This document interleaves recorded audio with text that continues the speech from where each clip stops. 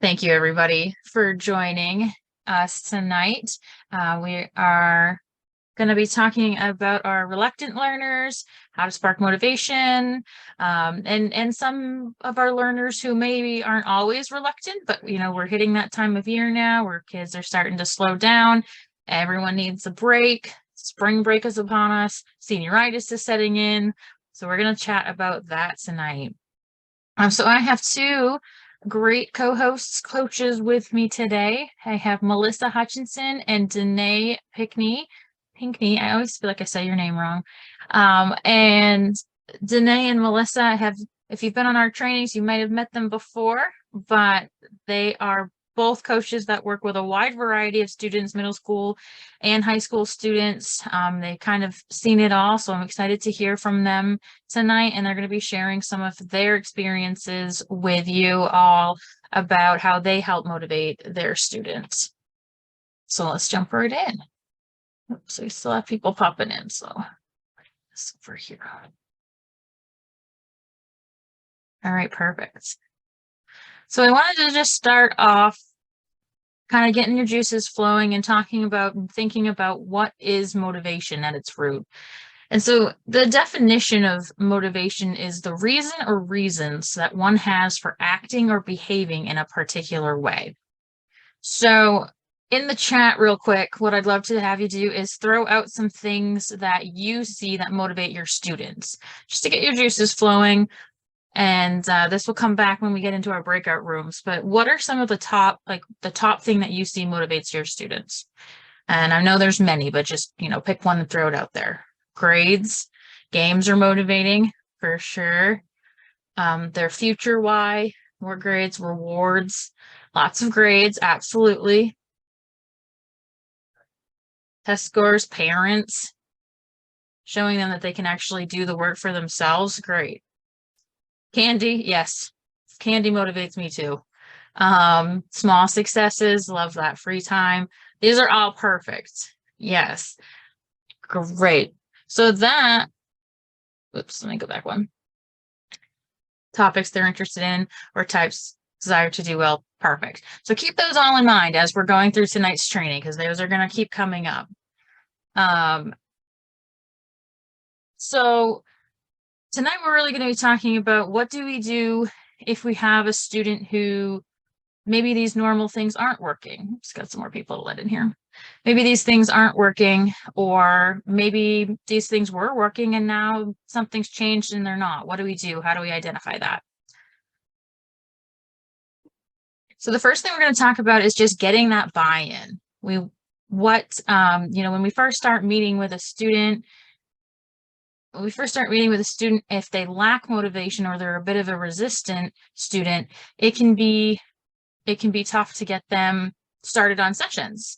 How do we get them to buy into those sessions? So we all know that building good relationships as a teacher with your students is super important when you're starting off with a new student. We've all heard that. And you all do that as great coaches. But sometimes that might not be enough and we need to dig a little deeper. And so I'd love to have our two presenters tonight, Danae and Melissa. And I'll start with you, Danae. Can you share with us a time that you had a student that was a little bit hesitant to coaching or just lacked motivation in the beginning of your sessions? And besides just that, yes, we need to get to know them on a basic level, what are some other things that you can do? And specifically, what's something that you've done with a student to kind of break through to them and get their buy-in? So my most difficult student by far, our first two sessions, everything I said to her was, I don't know, I guess. I don't know, maybe, I guess. And I was just like, whoa, this is hard for me because I'm cool. Like people like me. I've never had to work this hard. And so I just had to keep digging. At one point, she mentioned that she didn't really want to do the session because she wanted to watch Jane the Virgin. And I said, Jane the Virgin, what's that about? It's a TV show. I said, okay, I'll check it out. She's, really? Are you going to watch it? I said, yeah, I'll watch it. I watched 5 seasons, I believe, of Jane the Virgin. It was luckily at a time where I had COVID, so I didn't have much else I could do. But I watched those 5 seasons of Jane the Virgin, and it's a telenovela. It was kind of painful, but I watched it. And from that moment on, it was We had one good session where we had to talk about Jane the Virgin, and then from then on, we were best friends. And to this day, she'll tell you, like, that's my bestie. She's texting me all day, all the time, and just like, what do you think of this? What should I do about my outfit? Like, she loves me, and I never would have thought that would happen if it weren't for that show. So a little extra work. I love it. Yeah, just digging a little deeper, putting in a little extra work, but you got there. I love that. Melissa, how about you? What have you seen with some of your kids? I was going to say the same thing, and I apologize for my voice. I'm sick. I don't normally sound like this. I go the extra mile to figure out what is going to draw the student in. My most difficult student also happens to be on the autism spectrum. So it's a little bit even more difficult to try to figure out what's going to work out. She happens to love horses. Everything in her life in her unstructured school time revolves around wanting to be at the barn, wanting to learn about horses, wanting to talk about horses, read about horses, anything and everything. So what I did is with her being autistic is she is not one that wants to just jump right into a homework assignment or a non-preferred activity. So I will have something at the beginning and at the end of every session for her so that she has something to look forward to and she ends on a positive note. Sometimes I'll go to YouTube and I will find a horse facts video. The last one we did had 10 facts. We watched 5 facts in one session and 5 facts in the other one. I had them written down and I quizzed her. So she could see how much she actually knew about horses, and she absolutely loved that. And then we would watch the video and watch how it played out. So another thing that I found that she loves is she loves using our whiteboard to play hangman with me. So we play a game at the beginning that she leads, and we play a game at the end that I lead. We talk about strategies while we're doing it. So we try to make it something that is not only a preferred activity, but something that she's also going to benefit from. So just trying to figure out how to get beyond the basics of knowing your students. You got to know like something way deeper so you can get them to want to perform for you. Great. Sorry, I couldn't find my unmute button for a second. No, that's great. I love both I think you guys are spot on. That's what we've got here. We got to dig a little deeper. I know Danae always talks about kind of break through that cliche. You know, every teacher uses sports to relate to their sporty kids. And so just trying to dig a little deeper. You know, they might have already heard that. Yeah. We're going to use the baseball at diamond. I just called it a rink. Can tell I'm good at sports. They were going to use the baseball diamond to do geometry, and they're like, we've done that already. So we're just kind of breaking through in those coaching sessions and finding those extra things. Awesome. So let's move on. So all of those things that you all put into the, can you guys see the whole screen, or is it cutting off part of it? It's cutting off part of it? Of course it is. Bottom part. There we go. Is that better? Okay, I think that's working now. Okay, thank you. So all of this, sorry about that. All of those things that we had you put in the chat, all of those examples of things that might motivate your student. I just kind of want to quickly look at the difference and talk about the difference. I know you've all heard these things. We're not going to go too deep into the science. I want to talk about the students and share the experiences with the students.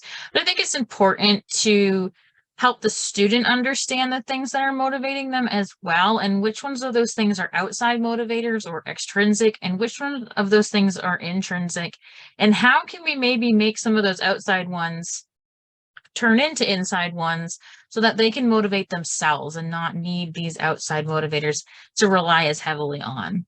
So some of the things that you all mentioned that are extrinsic motivators that I heard are grades or reward systems, some kind of incentives, or avoiding punishment. So, you know, if I don't turn my homework in, I'm going to get a bad grade. Or if I don't turn my homework in and I get a bad grade, mom's going to take away my cell phone. Things like that. Intrinsic is when it's something that they really enjoy, they're really interested in. So like Melissa talked about using horses, something the student is super interested in, to get them to, you know, buy into some of the sessions. So just knowing that, their student might be excited about horses. If they have to write a free choice essay, they might choose horses or something related to horses. That's going to more intrinsically motivate them. So the whole reason I bring this up is because it can be a lot easier to develop the positive habits that mom and dad or teachers are looking for if we as coaches can try to help integrate more of those intrinsic motivators into the student's life and into their habits.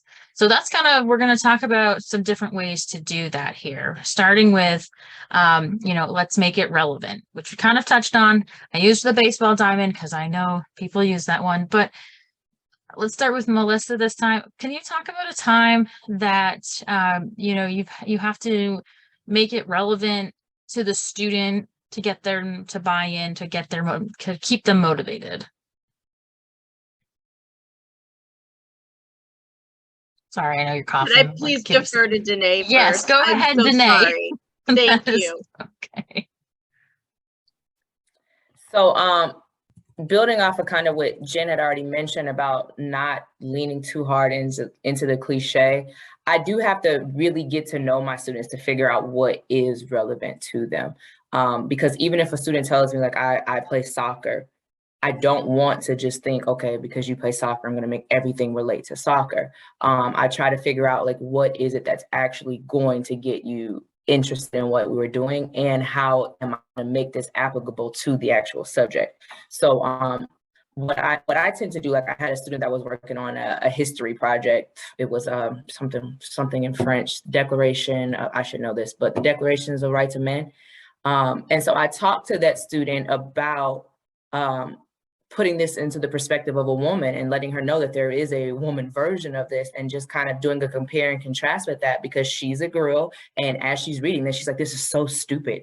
Well, we already know it doesn't include women. And I said, I got you, because this is the other side of it. And I think you could get some bonus points if you throw this in there with your teacher. And she said I was corny, but regardless, it was able to make something that to her seemed irrelevant relevant by bringing it in a more roundabout way. And it wasn't just saying, oh, well, you're a dancer, so how can I make it about dance? I can't make everything about dance, but this particular thing, I could make it relevant to you in a different way.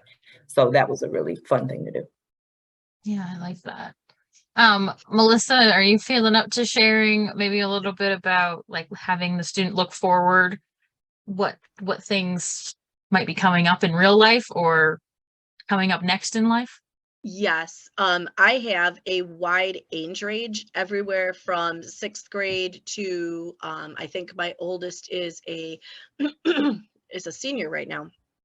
And anyway, you have to think on their level. Middle schoolers are not looking forward to graduation. That's way too far out. So you need to make sure that your goals and your ideas that you use are relevant to that age group, to make sure that they want to work for whatever it is that you're setting for them as far as a goal. Excuse me. Or trying to I'm sorry, now I lost my train of thought. Anyway, you need to make everything as age relevant as possible, as well as relevant to what they know in their lives. I go as far as to try to get to know the parents as well a little bit. So like, I know that one of my students, his dad works for NASA on jet propulsion for Mars projects. And so anytime I can bring space into it, it's a big focus in their family, and that's very helpful as well. So getting to know, not just what they do, but even sometimes what's commonly spoken about in their households. Great. Yeah. Thanks for sharing that. I think that's helpful for students to see that, let's move on to the next one, but you always hear students say like, well, why do I need to know how to multiply fractions? Or why do I need to know how to do this? Or, I'm going to be an engineer. I don't need to know how to write an essay. Or, sometimes they just don't like a subject. And so I love these stories because it's like, okay, how can we relate this to your future plans? Like, great, we can relate it to your interests, but what about what's coming next? And I'm sure most of you have heard students say something along these lines. So what I'd love to have you guys share about next is just figuring out, how do you work this content in and figure out how it's related to their goals, whether that's short term or long term. And then how do you set those goals and keep them motivated by that? Melissa, do you want to start with your younger kids who, what sort of future goals are they looking at? Sure. Some of my younger kids, my middle schoolers, already know and have planned out their entire high school career, what electives they want to do. And some of them have no idea and are just looking to get through tomorrow. So you have to figure out, is this goal going to be something that is going to be like as short as between our sessions? I'm meeting with you today, it's Monday. On Thursday, when I meet with you again, try to have this done. Or is it a student that's more capable of doing a long-term goal? So like I said before, you just have to know the mindset of the student and keep in mind what that age group is actually capable of. If you are trying to get a 6th grader to look forward to high school, probably not going to happen, especially when, let's be real, most middle school grades don't count for anything. So you have that in your disfavor, actually, because you can't even say, well, you got to have a certain GPA to apply to this school, whatever. You don't even have that to hang over their head. So especially with the younger kids, you have to know how motivated they are, what they're motivated for, and how long they're willing to work for a goal.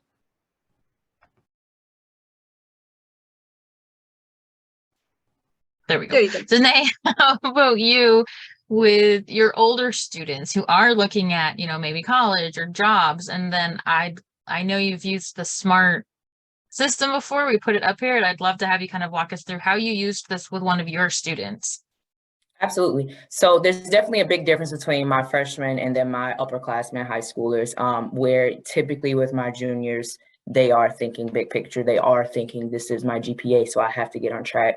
But even with my juniors and my freshmen, my own students that I teach, my seniors, there are moments where the big picture is not what they can focus on in that moment. I always talk about the change in weather. So when we are approaching the cold, the students go through this depression and they don't want to think about graduation. They don't want to think about college, career. They want to think about right now, I have so much work. I'm overwhelmed. What's the point of school? I hate it. I don't feel like this will work. And so yes, in the very beginning, like especially if we're talking about taking advantage of the time when you first meet, I find out what their big picture goals are if they can zero in on them. But when we're in those moments where they can't really see that far ahead and the mound of work in front of them right now seems just unbearable, we definitely go to SMART goals. And so that's where we are like, what is something specific that you can focus on right now? Sometimes it's an actual work goal. So I need to get these 3 missing assignments no longer missing. Like I need to get these 3 assignments in Spanish done, right? And then other times it is, I want to go hang out with my friends this weekend and my mom is saying I can't. So I need to be able to do that. Well, guess what? Your buddy here can send some nice little nerd notes on for you to be able to do that. So let's focus, right? And so we figure out what we're going to do. We have 2 sessions before the weekend. So we're going to complete these 2 assignments that are missing and 1 assignment that you have that's not late yet. And then the next time we're going to do the 1 other assignment that's missing and these 2 other assignments that you have coming up. But we measure out the goals and then we make it attainable. I have a student that joined me maybe 2 months ago. And no lie, this student had 23 missing assignments in 1 class.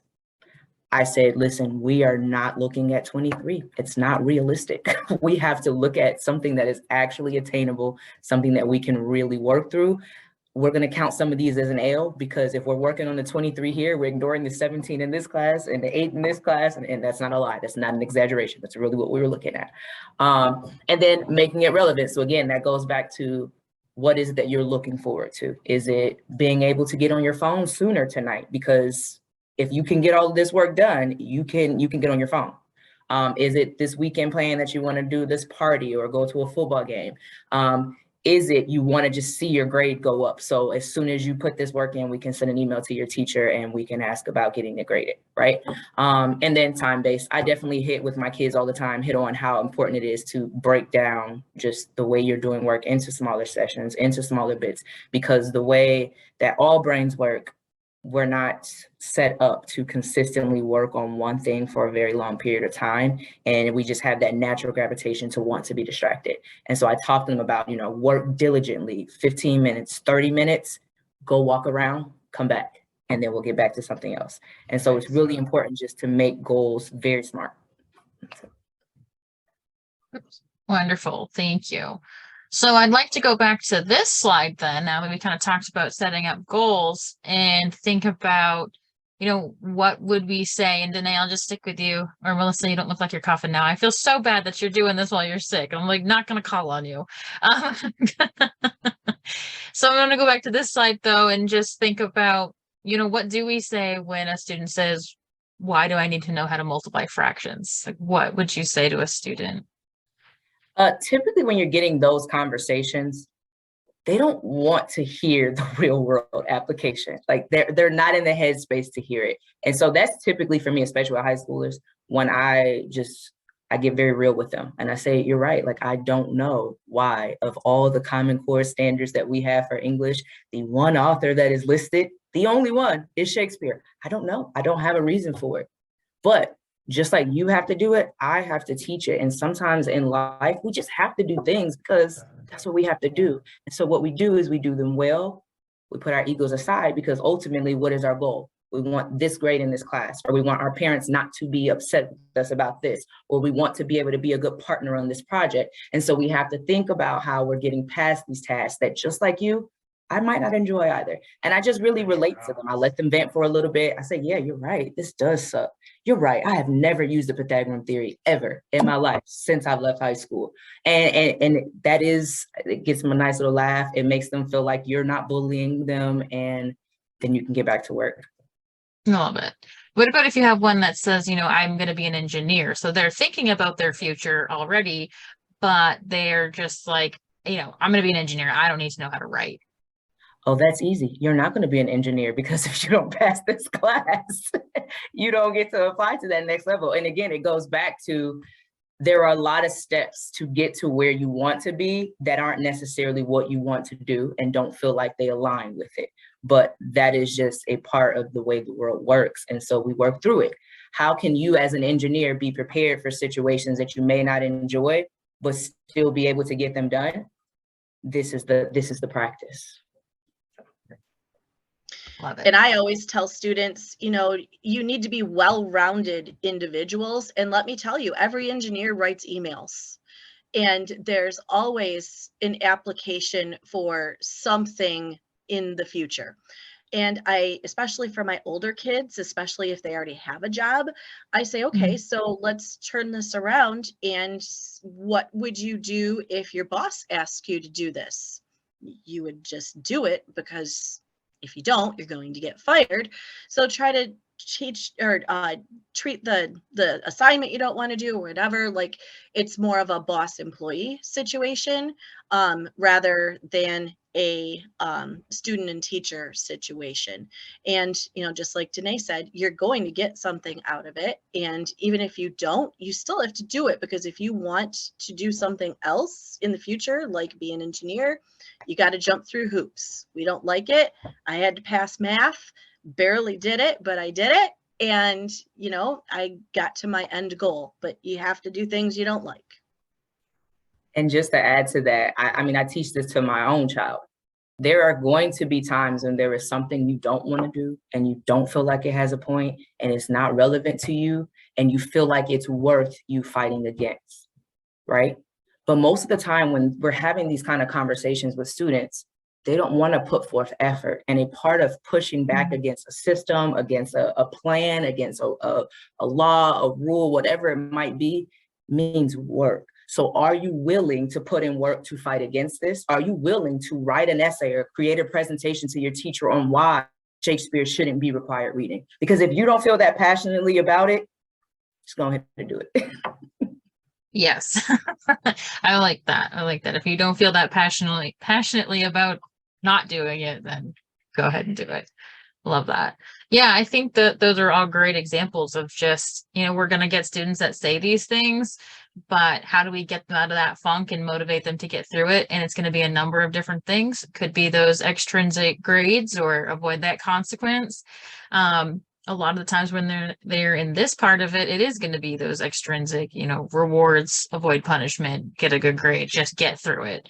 So we all need those. We all have those outside and inside motivators. So that's great. So I want to move on. We've talked a lot about extrinsic, and I want to move on a little bit to these more intrinsic ones.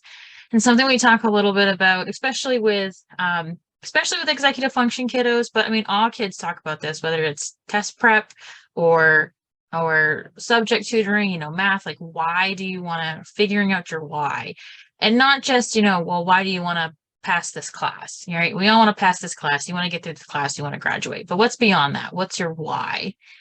And helping them, really discover their why might help motivate them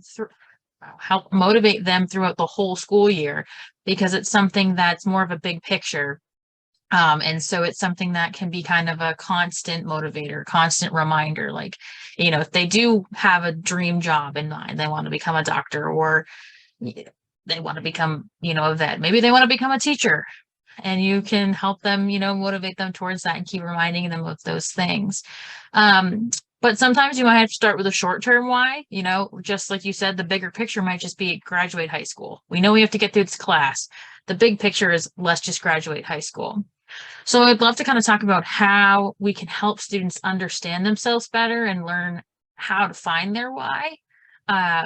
Melissa, do you want to share maybe some tool you use, or can you share I can't talk tonight. Can you share a specific student that you can think of that you've helped kind of through this process figure out or start figuring out their why?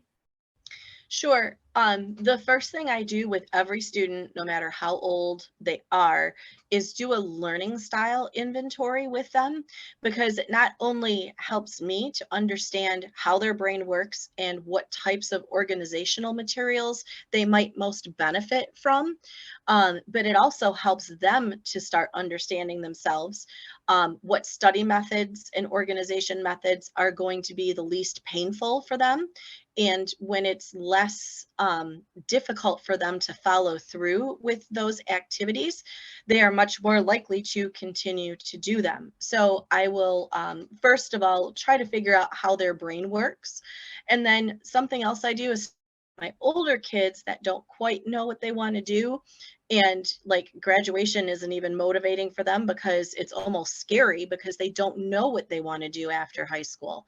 I'll do a career inventory or some sort of uh, aptitude test so that they can start figuring out where their strengths lie and what kind of careers are associated with those strengths.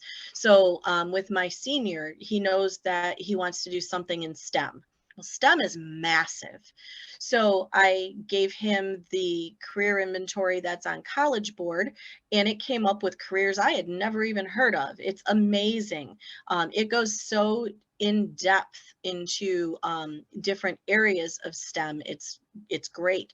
So it gave him some ideas to start looking at, and he actually got motivated enough to go online and look at some of these that he didn't know. Kind of started a new conversation in his head and in his home.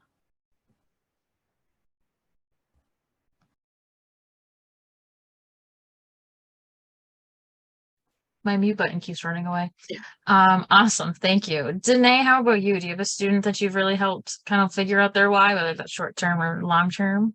Mm-hmm. And I agree with, especially when you first meet students and taking advantage of the summer free time when they don't necessarily have work from school to be working on, or around winter or any break where the work dwindles because the teachers aren't assigning as much anymore because they're trying to go on their breaks too. So that's a time where I do really focus on having them do those different inventories. We do the same learning style inventory. I go into career inventories. With one particular student, the student was at he was at job level, and I knew what he was interested in, or job age, I should say. I knew what he was interested in. And so I said, let's start looking up jobs around you. And I want you to be able to look through what they're looking for in this particular field. I want you to see some sample resumes of people that have also applied in this field. He was really into voice acting. And I said, this is something you could be doing right now. There's no reason why you can't. You're living in a city where it actually is very plentiful to be like have access to this type of job. So I want you to listen to these different voice acting profiles and figure out what you would need to do. And let's practice a little bit. Let's talk about how you would go into an interview. Let's set up an interview process. And so just kind of working through those little things, because a lot of times with the EF kids, they also lack confidence, and that manifests in their bad organization skills and their lack of time management. And so when you're able to help them discover who they could be, what might interest them, and also like say, hey, this is actually really good. You could use this. And I like the way you sound when you answer that question. And you're really talented in this area. It actually helps them with their confidence, and that translates into their academics. Great. Perfect. Thank you. So I did want to share with everyone, we do have a learning style questionnaire on the Google Classroom, and I believe we also have a career inventory one. And we can find some personality ones to put up there too, if anybody has preferences. But all of these tools we have available for you, and these are great for across the board. It doesn't just have to be executive function coaching. I mean, especially the learning style questionnaire is super beneficial to any coach, because just to know whether your kid is going to be more of a visual or auditory or hands-on, kinesthetic learner, can help with things, even with math. They might need more hands-on. They might need more just visual watching you do it, or they might need to talk it through with you. So it's even, across the subjects, test prep, math, science, history, anything. I think it's really important to know the learning style of your student. And then, as we know, as Danae mentioned in the summer, but the summer is coming up. And so this is always a great time to kind of keep things moving, especially when you have that, their why, and they're thinking like, oh, I don't have any schoolwork, or, I don't have any projects going on right now. What could I possibly need to work on over the summer? And we all know that if they have all that free time, we're going to see that summer slide. They might lose some things. We can keep them on. It's a great time to kind of dig into more detail about their why. So awesome. The last thing I want to talk about before we hit some breakout rooms is just celebrating our students. We've talked a lot about how do we motivate them. A lot of these things are external, like grades or awards, helping getting their parents off their back, letting them have more free time. So how do we make sure that they understand, that they've completed something? How do we show them the good in all of this that they're doing, when a lot of the time they might just hear that bad. They might just get the negative feedback, especially if they're missing assignments or they get a poor grade. They might get a lot of negative enforcement. So how do we kind of flip the script and talk about those, keep that motivation moving and maintain it and celebrate it? Danae, do you want to kind of share what you do with some of your students? So I saw Meg had brought up, what else do we do as far as helping with confidence? Yeah. I definitely make sure that outside of talking about school, I allow my students time to talk about anything, like everything. So what are your grades like? How are you doing with turning in assignments? What do you feel like weaknesses are when you do this? But then also, what is your friend like? Like, do you have a lot of friends at your school? Do you feel like you are a good friend? Do you feel like people are good friends to you? What kind of activities do you like to do in your spare time with friends? And just really figuring out where they are there. How do you see yourself? Do you see yourself being someone that is a nice person? Do you feel like you're, I know they like a TV show, are you more of a this character or this character? And just really trying to get to the nitty gritty of how they view themselves. Then what I noticed is that, again, a lot of them don't have a lot of confidence. And so I think of ways that we can work on confidence building. I'm a coach, so I do encourage some of my students that seem like they might be interested in sports. I'm like, so we need to get you in this activity, because right now you've told me about how tall you are, and I see that you like to shoot hoops in your driveway. So let's try it for basketball. Let's just see, put yourself out there. I have students that are like, I like to sing. Well, we should go check out this, just see what the play is about. See if this is something you're maybe interested in, or let's join this club, and just really encouraging them to make friends, to be social, and then to be more confident in themselves. If, for instance, I have a student recently that refused to vote for herself or nominate herself for one of the team captains. And I kind of had a long talk with her, and I was just like, ultimately you get to vote for 3 people. And you're supposed to pick the top 3 people and why you think they would be. Do you feel like you're in the top 3? Absolutely, there's no question. So why would you not put yourself in? Because I want to be humble. I said, no, being humble and doing the right thing is saying I'm 4 and there are 3 people better than me. But this is the same thing you do when it comes to your academics. You say, I'm not smart enough to understand this like somebody else would be, so I'm not going to put in that much effort. And I need you to see that this all is related. If you believe in yourself, then you root for yourself. You are your biggest champion. So you need to make sure that, yes, I am putting my name in the pot. And yes, I am going to complete this assignment because I am going to be successful in this class. And then I also leave myself little notes to remind them of things, because I want them to feel like I'm also thinking of them outside of our sessions. So even if I'm not, I have to send myself a note and say, hey, text Matt, hey, send Maya a message to make her feel better. Hey, make sure you're reaching out to whoever it is. And just like, hey, congratulations, hope soccer went well. Hey, how did the show go? I'm sure you were great. And just something that shows I'm thinking of you, you do matter, regardless of how you try to downplay these activities. You're doing a great job. You're amazing. Little and just small wins. Some of my students, it's just, hey, you didn't argue with me not one single time when I asked you to do something in our session. I am so proud of you. Thank you. Wow, you let me be right one time for the first time ever. I feel really special. And just like little things I might have to pick up on, but just really being super positive. Love that. Melissa, how about you? So I have a couple of students that we do special things with. One of them, I try to, like I said before, I have the most success with students whose families are involved. I get a lot of emails. I actually get responses from my session notes. Hey, thank you for letting me know, or whatever. So with those parents, I try to triangulate the situation so that the student knows that, this isn't just him and me or her and me working together. Their parents are involved too, and everyone is on team whoever it is that we're working with. So one of mine is Team Vigo, and he is this adorable 6th grader who despises writing.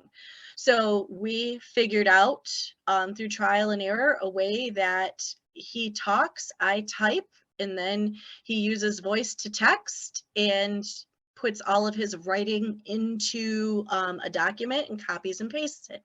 So every time he does something positive like that, I let his mom know, and she will take him to go get a crumble cookie. He also he loves to read, but he doesn't like to do the book reports that come after. And he's at a 40 book challenge, reading a book a week, which is a lot. He's got a lot of books read, but not the writing done. So every time he gets a writing done, he gets to go to crumble cookie. So having the parents buy in and help with some extrinsic things to get the ball rolling is extremely helpful. And then, praise is huge. Kids that are struggling don't hear, hey, you did a great job, very often. And I have one student in particular, his mom will literally, he's a sophomore in high school, his mom will literally come in the sessions and start nagging him while I'm on the phone. And I just want to tell her, please stop that. So, just, hey, dude, you're doing great. Let in one ear and out the other when it comes to some things. Let it go. You made this positive gain this week. That was very important. That was huge for you. Let's keep making those. So, just making sure that they're hearing, like Danae said, something positive, and checking in with them between sessions is huge. Like, I was literally just texting with one of my boys that just finished his first baseball game of the season. So,